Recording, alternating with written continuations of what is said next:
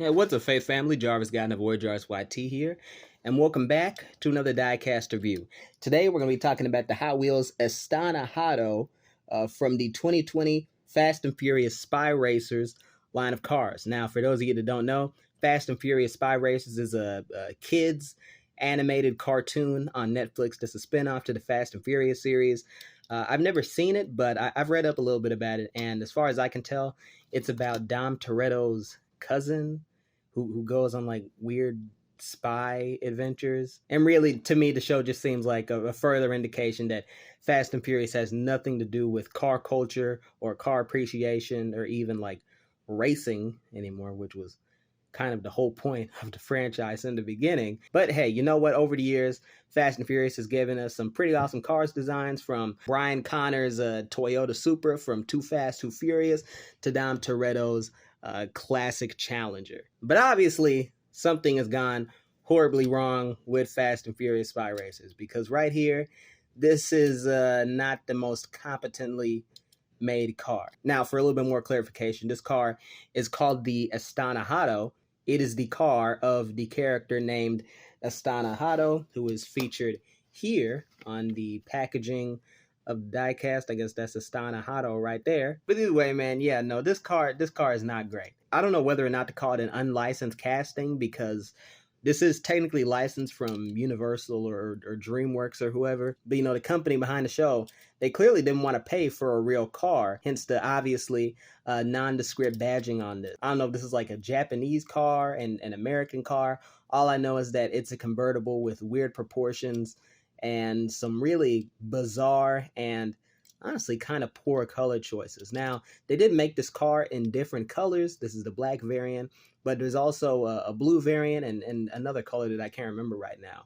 But this car really just doesn't work. And I think it's because of the main paint, which is a glossy black. Doesn't look great. It may just be the lighting setup that I have going on right now, but it just looks kind of cheap. That's the issue.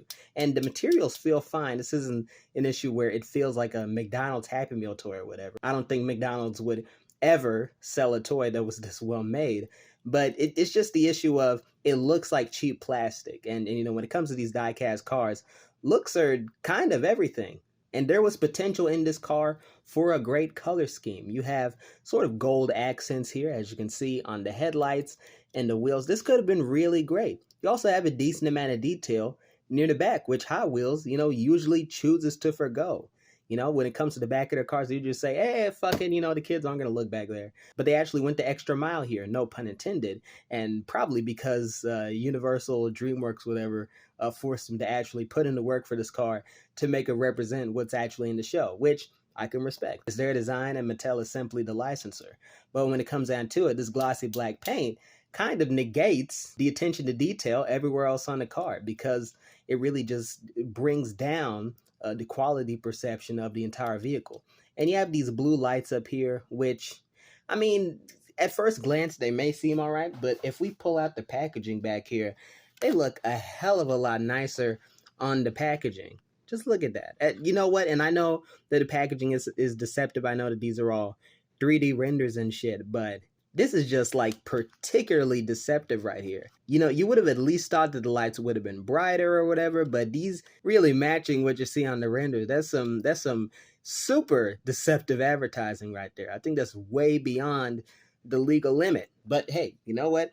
That's what it is. The packaging lied about, I guess, the material that you get on the main paint. It lied about, you know, the color that the light should be, which honestly don't have enough detail themselves. And I know that Mattel can put into work and have some good headlight detailing across the front, because they do it all the time with Matchbox, but they chose to forego it here, and the car is really all the lesser for it. But either way, man, in terms of recommendations, this is really tough to recommend. I mean, it's already pushing 3 years old. I mean, I found it in like a random bin at Walmart, but that clearly just shows that the car was unwanted.